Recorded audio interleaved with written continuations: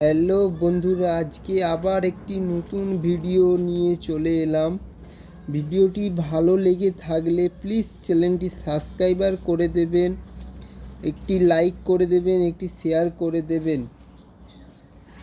আপনারা ভাবছেন এইভাবে অল্প খরচের মধ্যে অন্নপ্রাশন, বিয়েবাড়ি, পার্টি, বেলুন ডেকোরেশন, পুজো প্যান্ডেল সাজাতে চান? তাহলে এখনই আমাদের সাথে কল্পনা ইভেন্ট ম্যানেজমেন্টের সাথে যোগাযোগ করুন।